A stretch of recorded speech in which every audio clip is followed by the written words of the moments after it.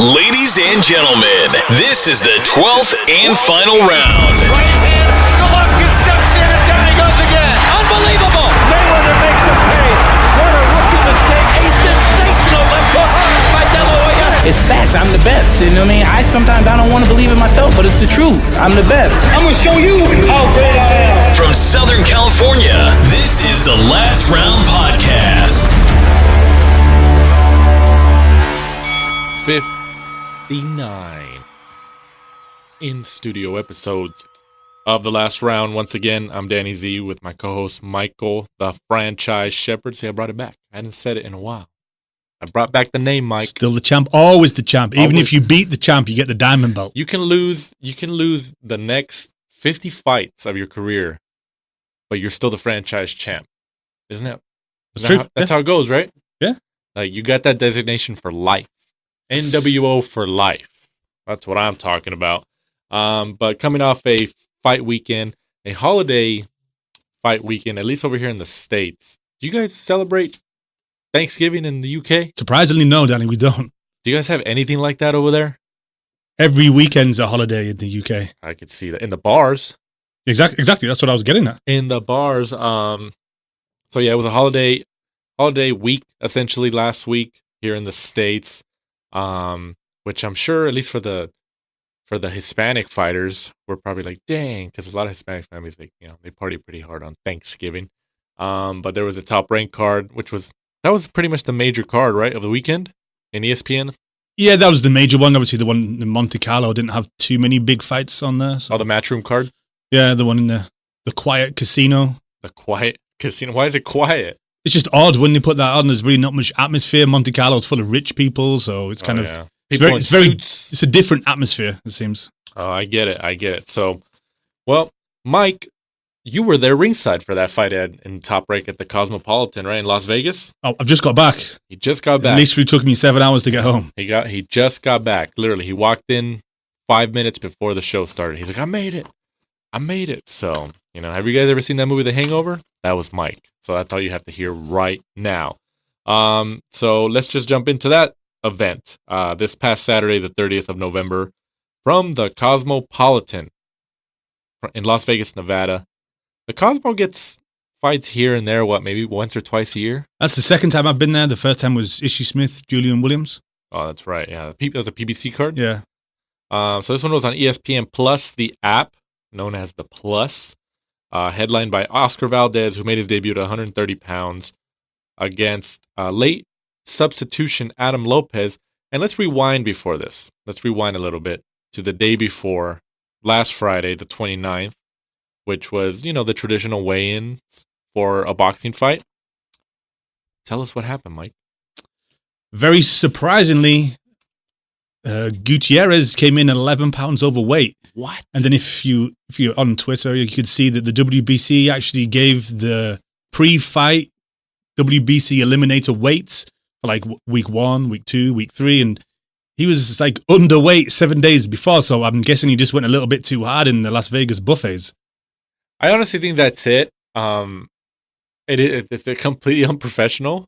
People already say, like, oh, if you're a half pound overweight, 1 point overweight, it's unprofessional and stuff. Like the whole 1 pound, half pound and stuff. Like, it's not that I'm okay with it. Like, but I could see why. Like, especially because like sometimes these fighters, like, they know that they can't make a certain weight, but the promoter might know, like, okay, just one more fight at this weight because they know they can probably get that title or one more defense of this title, something like that. Sometimes it's just external circumstances that pushes them towards that weight. But for this guy, for Gutierrez, who before this, he was supposed to fight Carl Frampton. Mm-hmm, yeah. And he slipped in the shower. And cut his chin. And he backed out of that fight. Mm-hmm. So this isn't the first time something like this has happened for him. So, and like you just mentioned, the WBC had released their, the weights that they get. I think they do a 30-day weigh-in, a 7-day weigh-in, and stuff like that. And I think 7 days before, I think he was like at 133. Yeah. And the fight was contracted at 130. So I think you're right. And that's why I mentioned at the beginning, over here in the States, it was a holiday week. Thursday was a holiday, called Thanksgiving.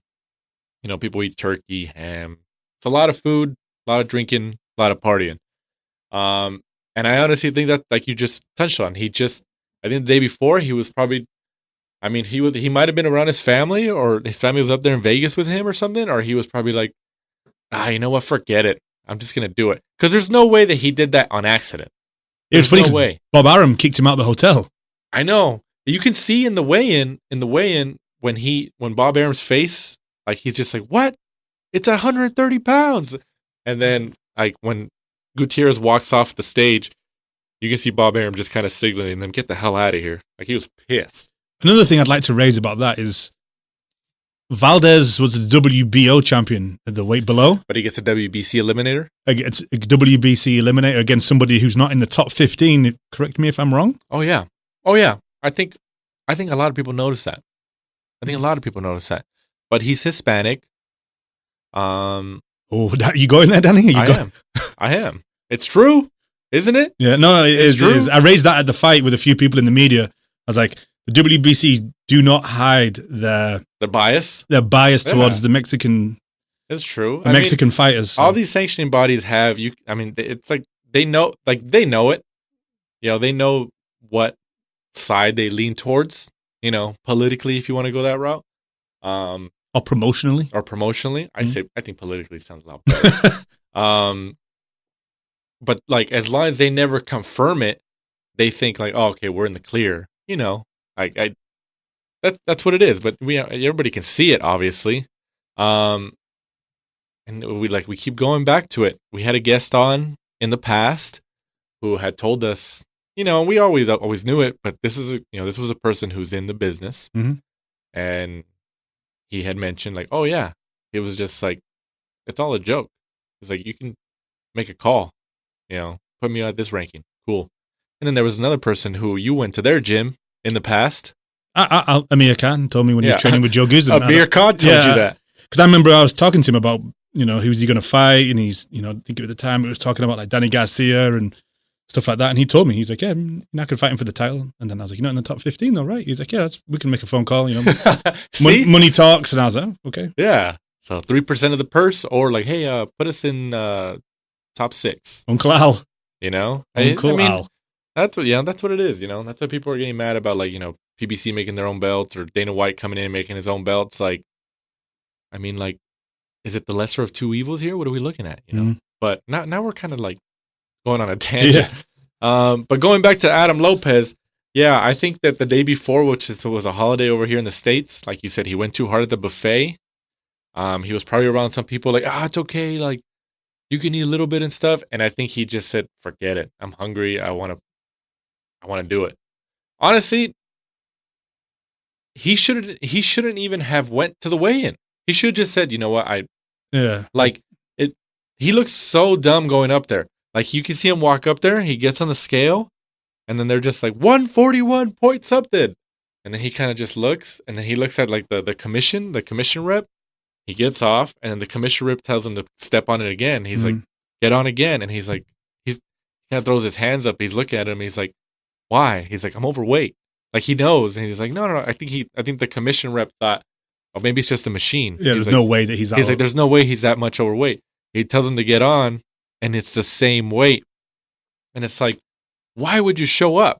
Like, why would you show up? But remember the week before, Fantasy Springs, George Rincon was supposed to fight. Yeah. And his opponent came in 24 pounds over. Something ridiculous. I know people forgot about that one. Yeah, people forgot about that in a space of a week. In a space of a week. So, I mean, in the span of 2 weeks, we have 35 pounds overweight when you compare two boxers. Like you say, like, not to stay on this subject for too long, but what do you think's going to happen? You're going to jump on the scales and miraculously a miracle's going to happen and you've lost 11 pounds. That's why, dude. Like, I that's why if I was Adam Lopez at that moment, I wouldn't even have showed up. I would have just said, hey, you know what? Like, he has a bug or something like that. Like, I don't know. Or maybe he thought because he had pulled out of the Frampton fight that they were going to give him shit again. He should have faked an injury because it's more, unprofessional to turn in 11 pounds over like that. Like, with not.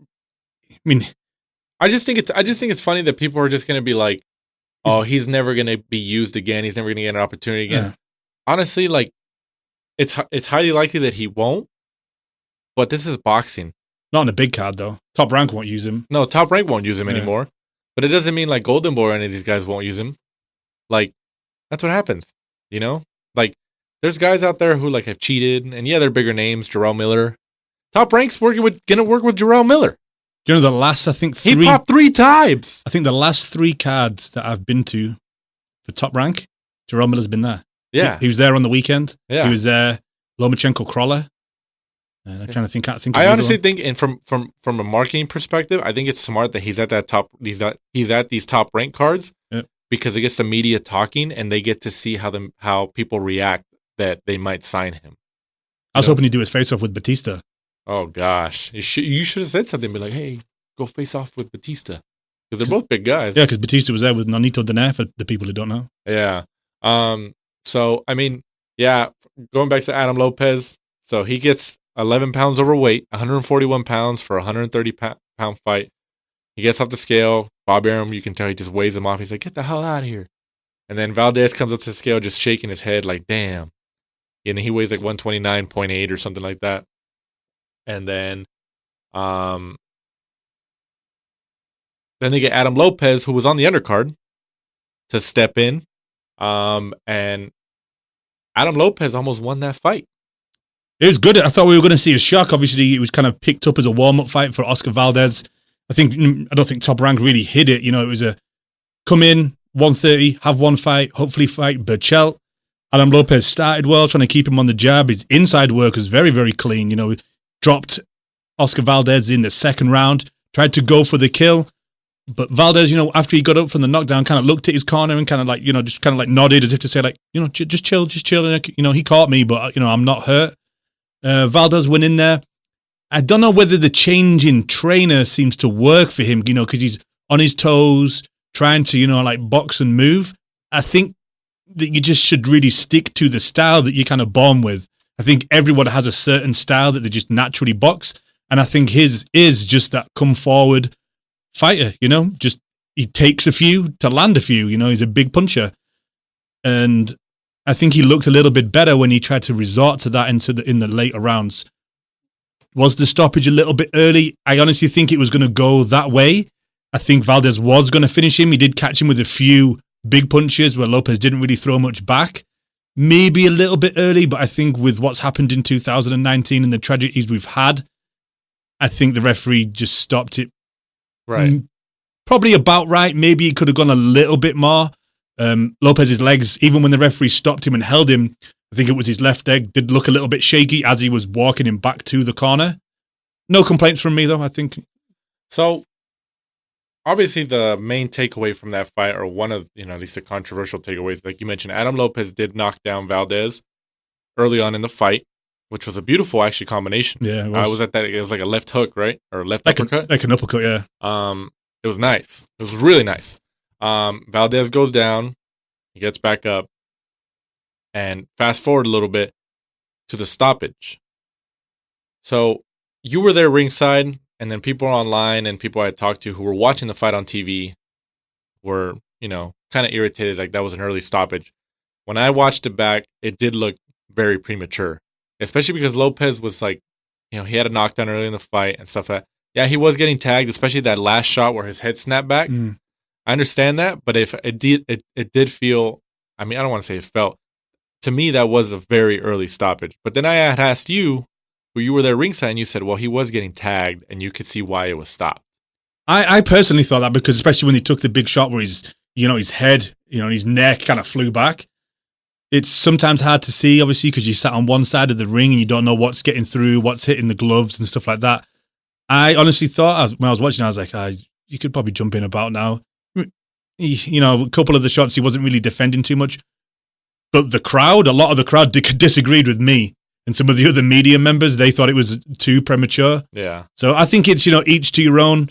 I don't think he was going to come back and win. I think Valdez had actually found his groove. And I thought we were going to just see more of the same, personally.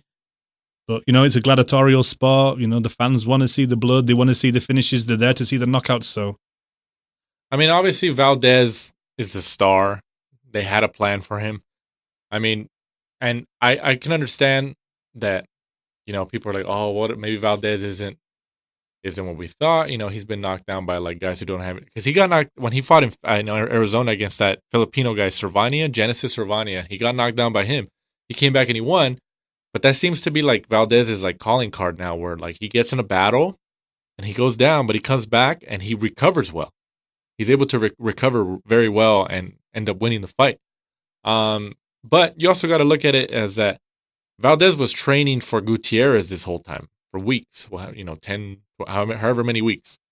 And the day before, you're just like, oh, you get a late substitution, which happens. But they had maybe 24 hours to study tape on this guy, when the whole 10 weeks before they were studying Gutierrez. So like, you're kind of going in there, I mean, essentially blind in a sense in terms of like study materials. So, people who kind of were giving him crap, like, I don't agree with that, because Valdez is a good fighter. He has a lot of heart.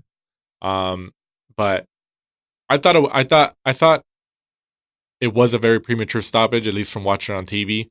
But I think for Lopez is getting a lot of praise from the boxing fans, especially online, at where he's likely still going to get like further opportunities down the line. Especially because he can show he can fight, and he almost won that fight. Like, I mean, who knows? What do you think, hypothetically speaking, let's play some fantasy boxing here, if it was not stopped at that moment, how do you think the rest of the fight would have played out? The same. I think Valdez would have just pinged off on him and either finished him later in that round. I can't remember how much time was left, or in the next round. I think he would have caught him. I think he'd got into his groove. I think he'd gone back to more of his natural style before the Reynosos, and it was working for him. He was starting to tee off on Lopez, but like you said, I think the fans and everybody who's watching, they had a better performance from Lopez than they expected, and he also got his highest payday. I believe it was. Yeah, the payday was more than the 14 previous fights combined. And wasn't there a story or a report? I forgot who reported this, but that said that Lopez had asked Top Rank, like, hey, regardless of the outcome, like not to release him from his contract. That's true. Yeah, I think they told him. I don't know whether he asked, but they told him, even if you lose, we will look after you. Yeah. Do you think that was more of like a PR thing? Because of what happened with Cancio recently. I think it was. That's the first thing I thought about. Yeah, I would have said so. And, the fact that he's actually a prospect who should have been, he was going to be in a fight on the undercard for him to be rising up as a prospect. Right. So for them to throw him in with somebody that's of world title caliber, I think it would have been very harsh of them to then say, well, you've lost that one, so out you go. No, right. Which is good, but I honestly think and which is smart from a marketing PR perspective in Top Rank's behalf. I honestly think that was more of a jab to Golden Boy, and because of what they just did to Cancio, and they came out and they leaked that information. I want to say leaked, but they probably just told somebody and they put it out there, saying, yeah, regardless of what happens, we're not going to release you. We're still on your side, which is like, that's kind of sending a message to a lot of other fighters who might be with other promoters or might be looking to get signed, to say, man, that's actually kind of cool, because. Yeah, at the end of the day, it's a business. Everybody has to understand that. But if you look at Golden Boy and Top Rank right now, in terms of PR, who's higher right now? Mm. Why do you think Golden Boy? Why do you think Oscar De La Hoya and Eric Gomez just recently went to Riverside, California, to Robert Garcia's gym to go visit Virgil Ortiz, Hector Tanajara, a couple of the fighters who train out of there, because they had to try to get a hold of the Storm, because you have to try to get a hold of that whole story, because I'm sure a lot of the other fighters were looking at it like, damn, if they treated Cancio like that, like, are they going to do me like that? So they went over there, especially because Virgil Ortiz is like a rising star right now. And they went over there to try to control the narrative. Like, oh, no, it's not even like that. We have a lot of faith in you guys. Like, hey, just compare it. See what it looks like. But like you said, this was a WBC eliminator, so does that mean Valdez is now a number one contender to that? Well, you never know with the WBC. Look at Dillian Whyte. He's been waiting nearly 2 years. So that's true. We'll see. But Valdez is from the States. He's Mexican, so yeah, he'll probably people can get mad at that. All that dude, it happens. Like it's a political landscape of boxing. It is. So, but I like Valdez. I like Valdez a lot. Just because he's WBC giving him shots, and it doesn't mean it's bad. Like I think Valdez, regardless, deserves it. He's never in a boring fight. He's never in a boring fight. Yeah. So, but I just hope that he gets some decent fights. Who at 130, Tevin Farmer has a belt. Jojo Diaz is there a contender. Santa Cruz just got his belt at 130. He got the WBA Super. Berchelt has a WBC. Alvarado. So I mean, but look at it that way. Like, who has a WBO at 130? WBO. IBF is Tevin Farmer. WBC is Berchelt. Cancio is it Herring. Herring. That's what it is. Herring. Yeah, that's what it is. Yeah. Well, I mean, WBC Eliminator, Berchelt Valdez, an all-Mexican war. I mean, look at it. The marketing speaks for itself. That's why, like that's why he got the WBC Eliminator. Even though he was the WBO champion at 126. I mean, we could do the whole show on that. But moving on, the co-main event, Carl Frampton improves to 27-2 with a unanimous decision win over Tyler McCreary, who suffers his first. This was his first professional loss. I mean, this was Frampton's fight the whole time, right? Yeah, Frampton was really in control the whole time. I thought he looked good. Mixed his shots up well. I thought his defense was good. I thought McCreary was more flashy than he was actually any substance, kind of like moving his body, smiling at Frampton, kind of like, telling him to come on and fight him. Didn't really do much himself. I thought I would have liked to have seen Frampton get him out of there, but he did say that he hurt his hand in the second round. So maybe due to that was why he didn't get him out there. 2 knockdowns to the both body shots. Look good. Hopefully we'll see him and Jamal Herring. I would, personally like to see it over in Britain, in Belfast. I think that would be a good fight. Herring said afterwards he'd be willing to travel. Good fight all around for me. I think it's kind of cool that when Herring said he would be willing to travel, but then Frampton, when they were interviewing Frampton in the ring, Frampton said he's like, well, I'm not the champion. He's the champion. Pretty much saying he can call the shots wherever he wants to fight. I'm going to have to go take the belt. No, that was refreshing. I thought that was a cool, because technically Frampton is a star from a notable standpoint, and it would be a big fight over there in Belfast, obviously. But I thought that was kind of cool. He actually came out and said that. He's like, well, he's the champion. Pretty much saying if he says I have to come over here, I'll come over here. So he's right. That's usually how it works. I mean, unless you're like a Canelo or something, unless you're your star power is just way too big. So, like you mentioned, Carl Frampton and Jamal Herring are probably on a collision course now. Do you think that happens next? I think so, because I think, Carl Frampton's had those fights with, Gutierrez, and then also the one in Philadelphia where he lost time. Yeah. And, they have short careers. So I think Herring would be a good fight for him stylistically. And it's, it's an option for him to become, a 3-weight world champion. Mm-hmm. So I think it would probably be on the cards, maybe in the summer. So if they do it in Belfast, because I think Jamal Herring realizes, the passion and how much of a big crowd they can draw in somewhere like Ireland. Right. And I think, going to fight somewhere there as the champion would be something you would never forget. Even, win, lose, or draw for him, it would be a big day, probably a big payday. No, right. You're totally right. But I like Frampton. And then, like I told you just before we came on air, I think Frampton beats Valdez and beats Herring. I agree with that. I would agree with that. I think, the only one in that maybe division would be, Berchelt. His body shot, his power, he's just a beast. I think he'd be hard for Frampton. I think Berchelt's the best one in the division.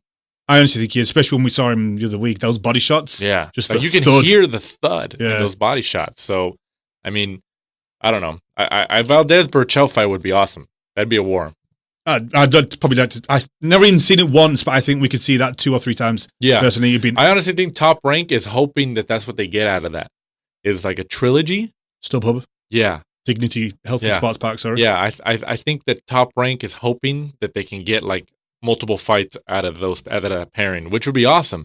I mean, maybe it could be like a Barrera Morales,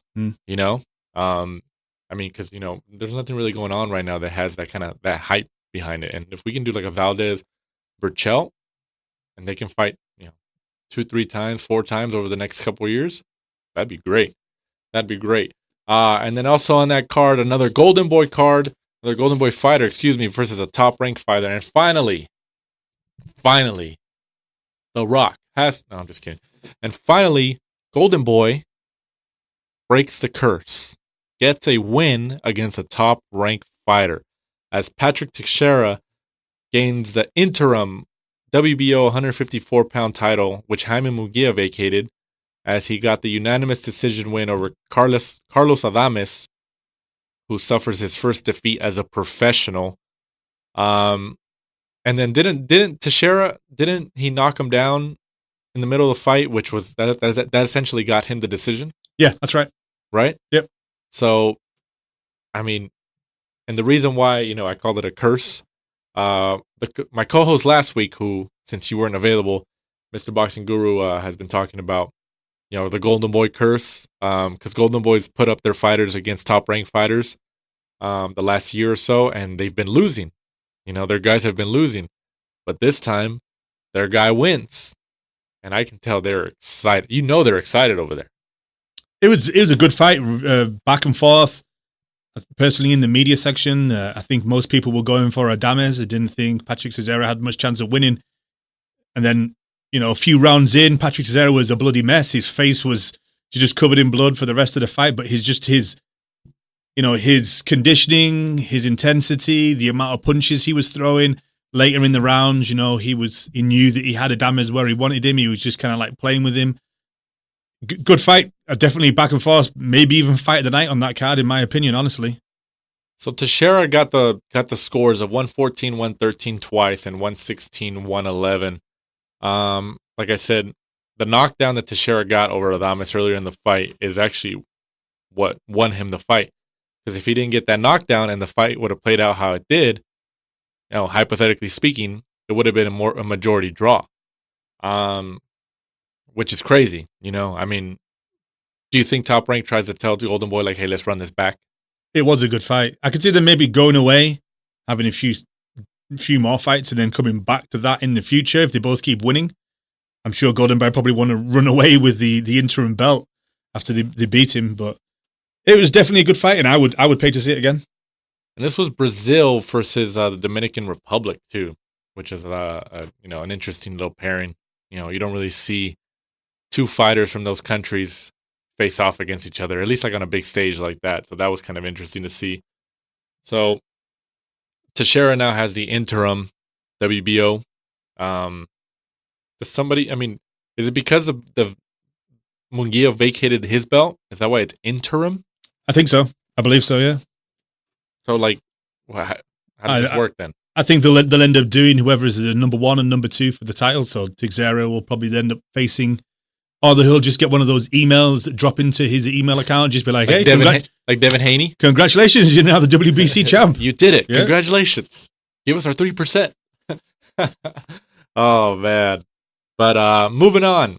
Also this past weekend from the Birmingham Arena in Birmingham, UK, United Kingdom, John Real Casamero, 29-4, gets the third-round TKO over Zolani Tete. And this was for the WBO Bantamweight World title. Tete, who was down twice in the third, had most of the hype behind him. Yeah, it was a shock.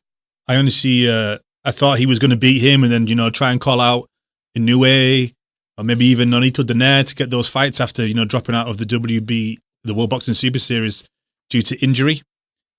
Kind of a strange stoppage, you don't think? Like, they were kind of like in a clinch and he managed to sort of like punch him either on the side of the head or around the back of the head maybe. Very strange stoppage. I don't know, was Tete maybe just all hype and he hasn't really got much of a chin? Casimero kind of made easy work of him, it kind of seemed, getting him out of there in the third. But we'll see. Some big fights in that weight division though. That's what happens. And then let's just go on to fight previews. As this Saturday, I wish this fight was in the States. I wish it was. I wish it was in Vegas. Andy Ruiz Jr. puts up his unified heavyweight world titles against Anthony Joshua in their rematch from June in Saudi Arabia on DAZN this Saturday, December 7th. I mean, damn it. This is going to happen like at 11. What did it say? 11:30 Pacific time was like a start time? I think the prelims start at 11, and they believe that Joshua will ring walk at around 1 p.m. for us in California. I mean, I guess. I mean, whatever, as long as we can still see it, it happens. But let's just jump into it. Who wins? We're going to go straight off with the win? Let's go off straight off with the win, and then why. Or you can say why and then the win, whatever. I don't know. Why are you getting so critical here? I think Ruiz wins it. Because I believe that Ruiz, it wasn't just that punch that won it for him. After that first knockdown, I think he just really believed in himself. He was two fast hands. Joshua was just backing up in straight lines. Joshua kind of looked nervous and didn't know what to do. Instead of, getting knocked down and then, for the rest of the round clinching and stuff like that to try to bide himself time to recover, he was just trying to swing for the fences and try and knock him out. Kind of looked a little bit of inexperience. Mm-hmm. And I put that down to the fact that Joshua didn't start boxing until he was 18 years old. Right. So he's had 10 years experience. Andy Ruiz has been boxing since he was about 6 years old. He's had 22 years of experience. Right.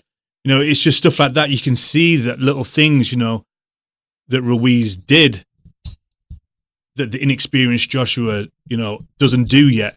And it's also stuff like, when Joshua when it's not going his way, he kind of like tenses up.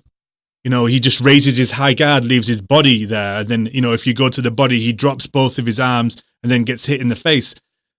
It's little small things like that. He gets very tense, which obviously zaps your energy. And it's just many things. I think that those things are just going to be too much to cover and learn in the space of 6 months. I know that he went out there and brought Angel Fernandez into his camp to work alongside Rob McCracken. Right. More of a pad/technical coach to try and cover those bases. But for me personally, I think that... You think Ruiz stops him again? I think Ruiz stops him again. I honestly do. Really? I think there's too much for him to improve in that period of time. I understand that he had to take the fight because if he'd have said, you know what... They would have sued him. You would... Well, I don't think it was that. I think that if he'd have turned around and just said, you know what, the rematch clause, I don't want it. You were the better man on the night, and I feel that it's a bridge too far. I need to go away, learn, and then come back and see you in the future. But I think we all know that either the belts will have been scattered by everyone would have said... Yeah, that would have happened, definitely. Or it would have gone to Wilder. Yeah. And then he would have had to have faced Wilder to win the titles back. Yeah, absolutely. Absolutely. That's what I think would happen. And we're on the opposite ends here. I think Joshua wins this one. You think he can recover from all of those things that he didn't have? Yeah. In the space of 6 months? I think Joshua wins this one. Yeah. Knockout?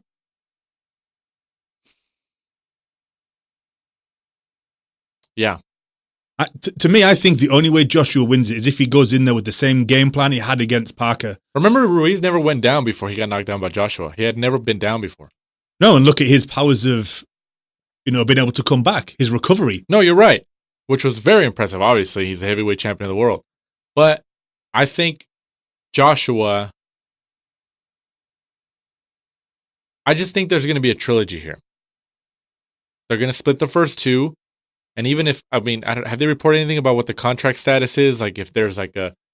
I believe if you have I don't know for sure, but I think, they had to have this rematch, but I don't know whether there's another rematch if it goes the other way. Well, that's what I feel. I hope, because remember when they announced like the fight and Ruiz and PBC hadn't acknowledged it yet, and then in interviews Ruiz would say like, oh no, like, we haven't agreed to anything. I don't know why they're, there was that whole like, well, what's happening?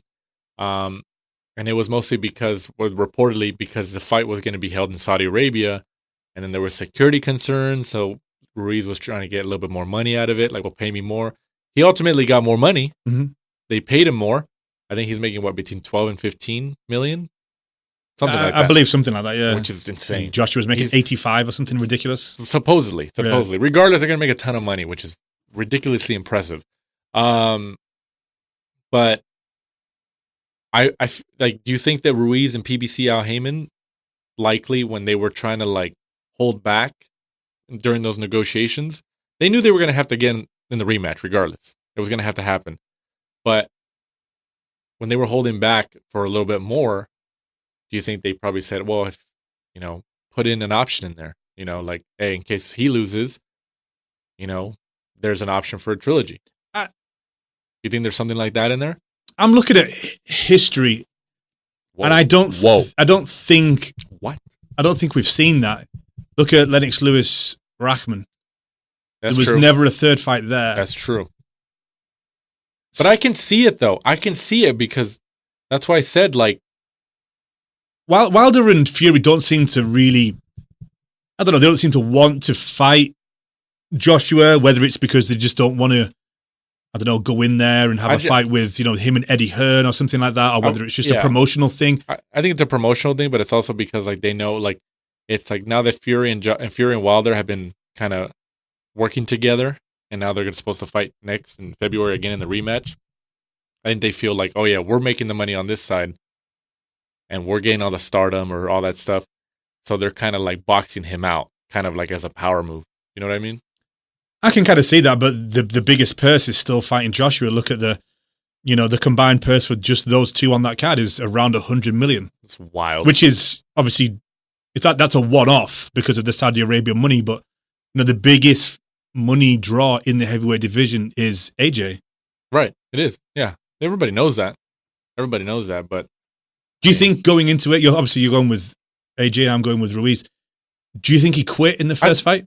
No. I know people are going crazy because they did that Sky Sports or whatever face off, like the HBO version and stuff like that. And then they, who was, I forgot who the host was, but he asked Ruiz. Johnny Nelson? Yeah, he asked Ruiz, like, do you think he quit? And then they get all like dramatic and stuff. He said, yeah, I think he quit. Like, I think that was just for the cameras.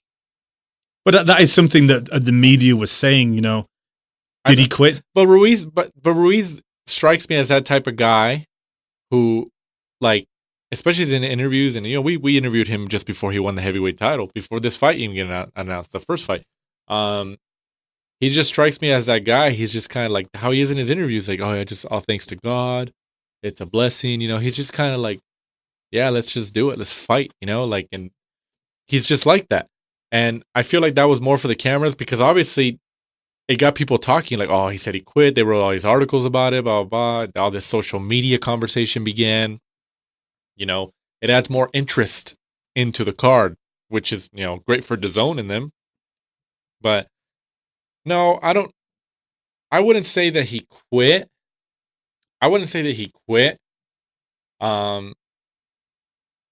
But who knows if he wasn't on his way to quitting. Like, I think he was showing signs that he was like, man, this guy, he has my number. I think he was showing signs of that, but he still got up. I think. Do you think he was hoping that Rob McCracken or his corner would kind of throw in the towel for him to not make him take the blame? I was just about to. That was my next thing. Is especially towards the end when he spits out the mouthpiece in the first fight and he turns his back against the referee. He walks to the corner very slowly. Like, I think he was honestly hoping to an extent, and now I'm kind of maybe changing my opinion, but like, I still don't believe he quit technically, but I can see how people might be seeing that because of a moment like that. Yeah, I don't think he quit, and this is going to sound like a strange thing to say, but I don't think he quit like consciously, as if to say, he kind of like looked at the referee and was like, nah, I'm done. I think that he had signs of a defeatist attitude in him. Yeah. Like he had his head down, he walked to the corner, he was holding the ropes, his gun field was spat out, probably tactically so he could get more time to recover. The referee told him to walk towards him. Joshua said he didn't because he didn't have his mouthpiece back in. And obviously, he wasn't going to start the fight without his mouthpiece being back in. But I think that he just had a defeatist look about him. Yeah. You could tell looking at him if you hadn't watched the fight, this guy's probably losing just by the way his body is. Right. I don't think he quit as in, like a Roberto Duran, like, nah, that's it. I'm kind of done. And I just don't know how that's going to affect him mentally, because that's, his first big loss. Going into the amateurs, everything went his way. He managed to kind of flukily, to be honest with you, win a gold medal. A couple of those fights he probably should have lost if it wasn't held in London. He probably wouldn't have got the nod. And that's coming from an Englishman, people. And then now he's already a very, very rich man. I just don't know. Is he going to want it enough? Has the money, made him civilized, like they say? No, you're right. You're right. And I mean, like, even if he... Okay, now transition to this question. If Joshua loses, especially if he gets knocked out again, does he retire? I don't know if he'd retire, because I think he still might be able to get some really, really big paydays with just British fights. I think, a fight against Tyson Fury and himself probably he might as well fight Jerome Miller again. Doesn't need a belt. It's two big British fighters. I don't think that needs a belt. A fight with Dillian Whyte, he could probably do that. Maybe even Daniel Dubois. Maybe there's not that appeal for that at the minute, but, later in the next year, maybe 2021. Because would he want to go out on 2 losses? Right. With the career he's had? Right. But then again, is he going to want to step in with somebody more skilled and a bigger fighter than Tyson Fury? Tyson Fury doesn't have that one-punch power where you're going to get hurt and flatlined. Right, like Wilder. But you can take a 12-round beatdown. Right. Fighting Dillian Whyte, he's beaten Dillian Whyte. They've known each other for a long time. Is he going to want to fight him again? Especially if he's not there, because he seems to come across as maybe a little bit mentally fragile. Right. I think he's good when it's all going for him, and he's one of those fighters that he likes to come forward, but he doesn't like to go backwards and fight. He's got no back foot game. Like when he knocked down Ruiz the first time with that check left hook. Yeah. Like you can see, like right there is when he thought, and even everybody thought had the same mentality when he caught him with that check left hook and he knocked down Ruiz and Ruiz falls on his back. You can see Joshua's mannerisms where he kind of turns around. He's just like, okay, let's step on the gas here. It's coming down.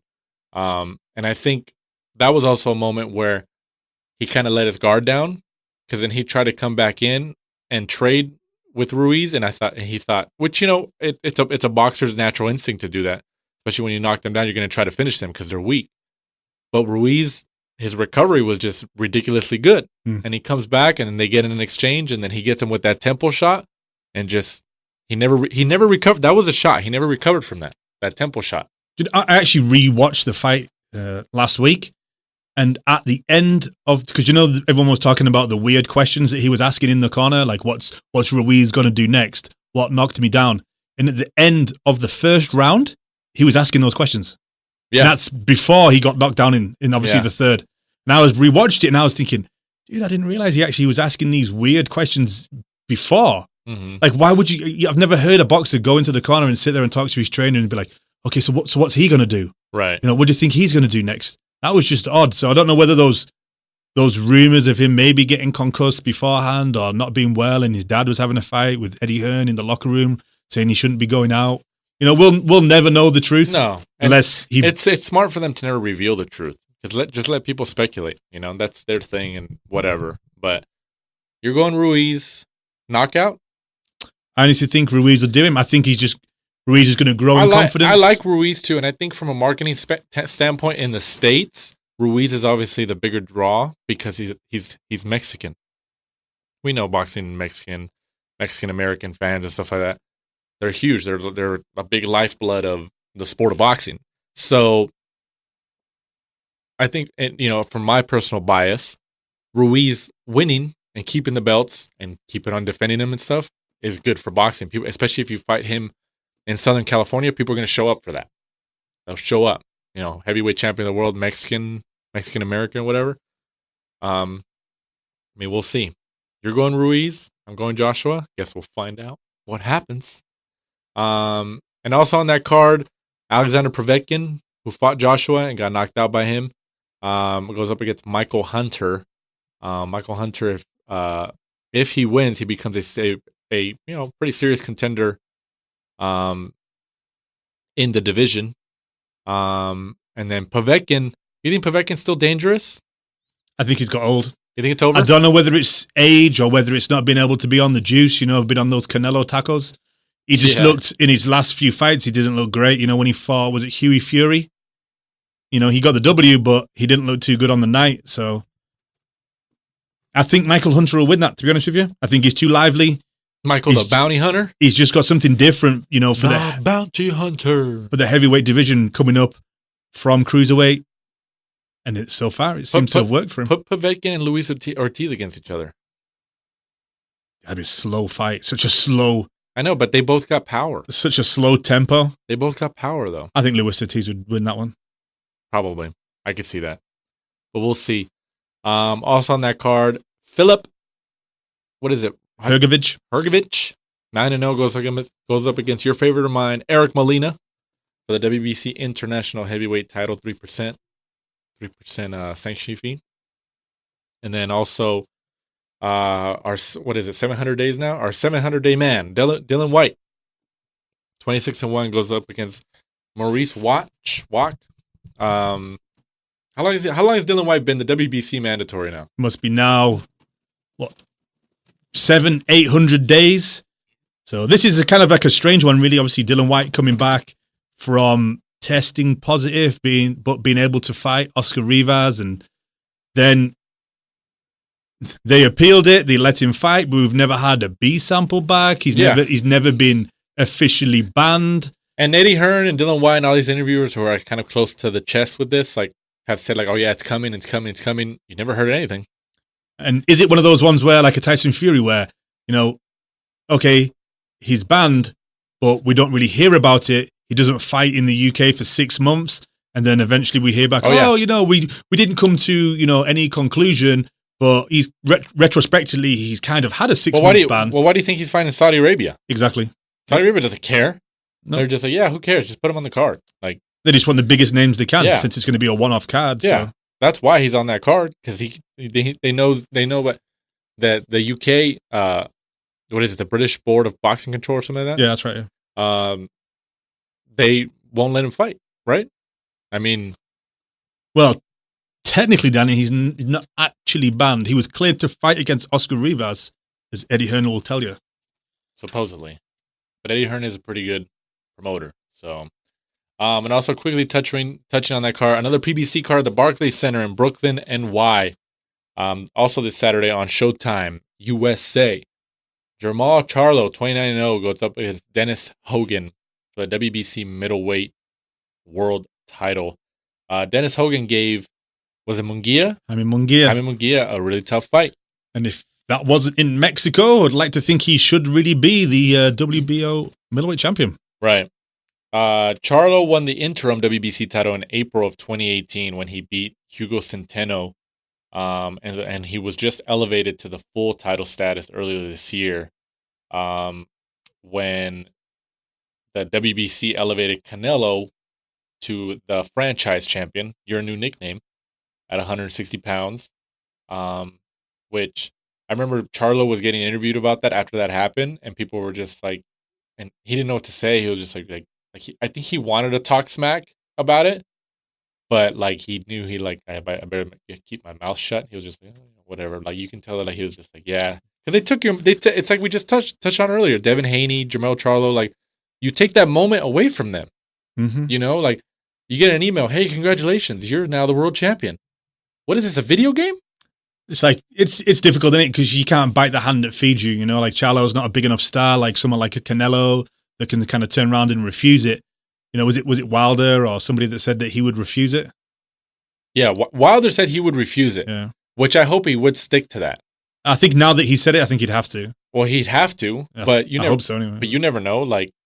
I hope. I mean, I'm sure WBC was pissed off. Why would he say that? I don't know. But it's all politics. The same thing with Lomachenko when he was just elevated to franchise status. I mean, it worked out for Bob Arum, Top Rank, because it got Lomachenko out of that mandatory position, or he didn't have to fight his mandatories and stuff like that, but he's still recognized as a champion. Because technically, the franchise status is higher than the world champion status, in a sense. How is that? I don't know. That's ridiculous, man. That's why people want to hate me for this, but like I hope PBC and Dana White, they make their own belts just to stir the pot. That would be interesting. I really do. But I think Charlo wins. I think he stops him. And I mean, honestly, if I was Charlo, I'd be telling Al Heyman, you know what? Give me a fight with Canelo. Give me a fight with Triple G. Put me, like, I'll go to DAZN, you know? Because Charlo needs it, man. Charlo needs it. He needs to fight people. Because he's the one being boxed out. It would be interesting. I'm just wondering, eventually Canelo's going to run out of people to fight in and around those weight divisions. So I think Charlo eventually could be one of those fights that's going to have to take place on DAZN. He needs to, man. He needs to, but who knows? Also on that card, Chris Eubank Jr. goes up against, what is it, Matvey? I think it's Matiev Korobov. Matiev Korobov for the interim WBA middleweight title. What the hell? Interim? Like, who has a WBA right now? Canelo? Yeah, Canelo, right? Is this because he hasn't defended it and he fought at 175 the last fight? So this is like the interim. This is so weird, man. To go alongside Chris Eubank's IBO. This is so weird, man. And they still charge a fee for having the interim status. Of course. Oh gosh, I don't get it. But isn't Korobov? Didn't he give a good fight to? Isn't this him? Charlo, right? Yeah. Mm-hmm. Like he gave him a really good fight, and some people thought that he might have won that fight. Wasn't it a decision? Yeah, that's right. Right when they both struggled that weekend. Yeah. So I mean, hey, if he can, I mean, he's older. He's 36 years old, but what do you think about Eubank? I think Eubank, because of his dad, like his dad's obviously, was a big fighter, especially in England. But I just don't think Eubank Jr. has the talent. I think he's just more like the hype. Like he's good, but what do you think? Yeah, I think he's a very polarizing figure. He seems to be, you either love him or you hate him. I think he comes out there and that he knows that it's kind of supposed to be showtime, so he comes out there with that arrogant swagger when he gets into the ring. He's kind of padded his record out, to be honest. He got a good beating really by George Groves, and then kind of made up for that by retiring James DeGale. Lost to Billy Joe Saunders, so in the fights where he's had to step up, he's not necessarily got his own way the whole time so far. I think now, obviously, he's not getting any younger, 29 years old. He needs to step up, fight those bigger names. And then also, he's just kind of very odd because, he doesn't have a trainer. He kind of moves around gyms, just goes to different gyms, getting sparring here and there. So I think he needs to really knuckle down and decide, because obviously he had the IBO at super middleweight, I believe, and then he's coming back down to middleweight for this fight. So I think he needs to decide, right, I'm fighting at this weight, get himself a trainer, stop, jumping around and fighting, like a tough opponent, then a weak opponent, then another tough opponent, and just knuckle down and be like, it's a very short career. Before he knows it, he's going to be 33, 34 years old, coming to the end of his career, and he's not really done a lot, not really had a good run. So, and he was at super middleweight for a long time, and now he's back down to middleweight. I would say he's naturally more of a 160 fighter. I think the guys in the super middleweight, I think, are a little bit too big for him. He doesn't have as much pop. So, well, we'll see. Eubank Jr. I'm more excited to see his dad. I feel like his dad is the star. I'm kind of glad that in his last few fights, if I remember rightly, his dad's not been there. Oh, really? His dad kind of steals the spotlight away. He does steal the spotlight. He needs to kind of go in, into the shadows more and let his son, make his own way into the future instead of, because now that Chris Eubank Jr. has come out, he doesn't need his dad anymore. People know who he is. He doesn't need to jump off him. So personally, Chris Eubank Sr. just an idiot. He just talks. Every time he talks, I'm just like, what the hell is this guy talking about? Walking around with a sheriff badge on and all that sort of. Who has the better fashion style, Chris Eubank Sr. or Leonard Ellaby? Oh, Leonard Ellaby every day. He doesn't wear a deputy sheriff's badge around. I think that's hilarious. And his little eye monocle, is that what they call it? Hey man, he's a character. We need more characters in boxing. I'm cool with it. And then wrapping up here, let's touch on some worthy news. Like we touched on earlier, Andrew Cancio, who just lost his regular WBA 130-pound world title to Rene Alvarado within the last 2 weeks in Fantasy Springs Casino in Indio, California. gets released by his promoter, Golden Boy Promotion, Oscar De La Hoya's Golden Boy Promotions, following his loss. He got released a couple days after the loss, and it was reportedly because he had talked to the LA Times that week of the fight, saying that he felt like he wasn't being promoted well enough, like he wanted to be moved around to fight. He didn't want to keep fighting at Fantasy Springs. He wanted like the same attention that Ryan Garcia and Canelo get and stuff like that. He didn't feel that Golden Boy was helping him out, especially as a world champion. He does have a point. He has a valid point. But, I mean, if you look at the landscape, Ryan Garcia and, of course, Canelo, they have the popularity. Honestly, if you really ask a promoter, what would you rather have? Somebody who's a world champion or somebody who's hugely popular? Where do you make the money at? No, yeah, I can understand. It was a dirty move, though. It was a dirty move. I understand why they not. I understand why they did it, because he's not a huge name, and I'm sure they thought that it would kind of go under the radar. No way, that was never going to go under the radar. But to me personally, I don't see why they did it, because they got mad because he talked to the LA Times and he told them that. That's what they got mad over. You think they really released him if he never did that? No, I think that was the reasoning behind it, and I think maybe because what Canelo's been doing it, Ryan Garcia was doing it, they thought that Cancio was maybe disposable, and they kind of wanted to make the other fighters in Golden Boy kind of realize, like, hey, all you guys can't just go to the papers and say what you want and cause disruption like in Ryan the Golden Garcia. Boy. Yeah, exactly. But the problem is Ryan Garcia and Canelo, they are more untouchable, but they'd kind of set a precedent. So I think other people thought, well, maybe I can, kind of moan and show that I'm disgruntled at what they'd done. So they made. But that honestly made them look really, really bad. It does, because that a kid like Ryan Garcia can go and it's not like Cancio was like unprofessional, tweeting online and saying all these stupid, like, it was Ryan Garcia was a little girl when he was complaining. Mm-hmm. He was a child, posting on Twitter, talking to all these people at the press and stuff like that, like, oh my god, blah blah blah blah blah. He was a child, and then they reward him with a bigger contract and more money, and he's like, oh yeah, you just rewarded his bad behavior. Isn't that parenting 101? Like, you shouldn't really reward bad behavior, because you're just encouraging it. Like, they see they can get away with stuff.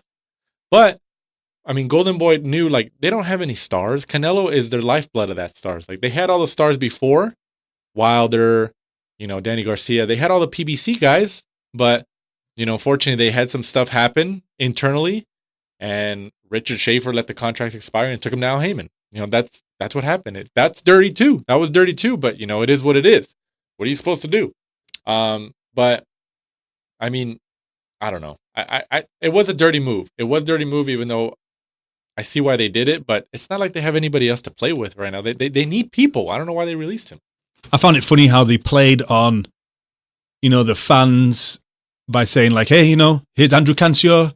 He's one of your own.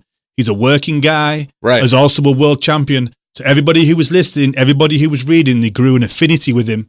He goes and loses the fight. Boom, they release him. Yeah. Such a bad play. That's bad PR, man. It is. It's terrible. That's what I'm telling you. We're going back to what Top Rank did this week with Adam Lopez, where they came out and they told the press, or, the press reported saying that Top Rank promised Adam Lopez, whether he wins or loses, especially if he loses, they would not release him from his contract.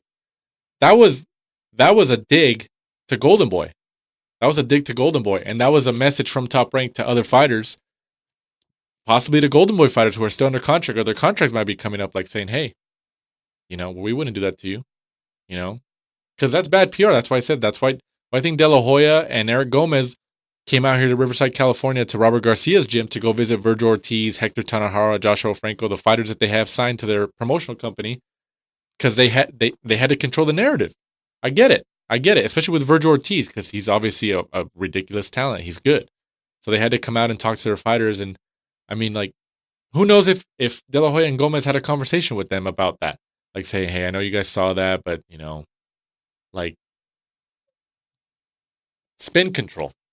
it's just funny that, Golden Boy have, I think in both of our opinions, a struggling stable.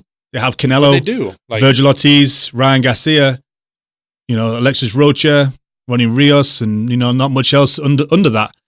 And then that happens whether you're a fan of Cancio or you just like him because he's one of us. He's a working class guy that was a world champion and you've got an affinity for him.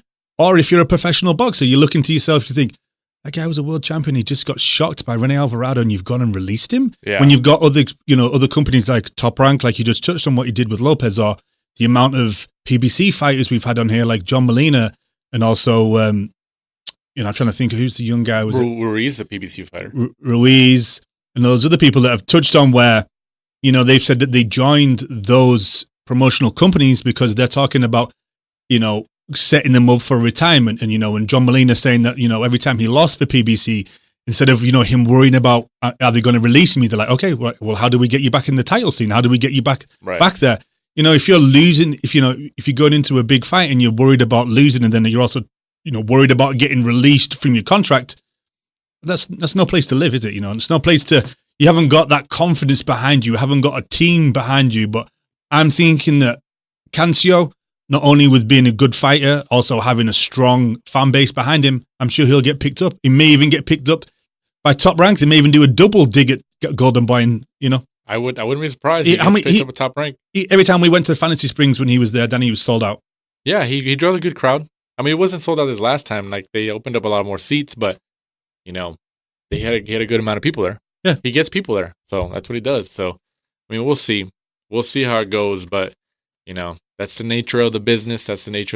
And then also, if you're listening to this episode, we appreciate it. Also, go back to listen to Mike did some bonus shows up there when he was in Las Vegas for the Top Rank card. He talked to Jesse Vargas for a little bit, asked him about the Mikey Garcia situation, what's going on with that. So if you want to go back and listen to that, that should be up as well. And you also talked to Sam Jones for a while, right? Yeah, we also talked to Sam Jones, the English boxing manager / boxing agent. He has Joe Joyce, Lerone Richards, many other fighters that you'll recognize. So that was a good 30-minute chat with him. We talked about the fights. We also talked about the AJ Ruiz, what's his opinion on that. We looked at Deontay Wilder and Tyson Fury and what's going to happen to him and his fighters in next year, 2020. All right. So once again, guys, follow us at The Last Round 12 across social media. And whether you're listening to us on your Apple Podcast, Stitcher, Spotify, whatever, we appreciate it once again that you're sticking with us. So for my co-host, Michael Shepard, the franchise Shepard, I'm Danny Z. This is The Last Round. Thanks for supporting and listening to the show. Follow us at The Last Round 12 on social media. Rate, review, and subscribe. This is The Last Round Podcast.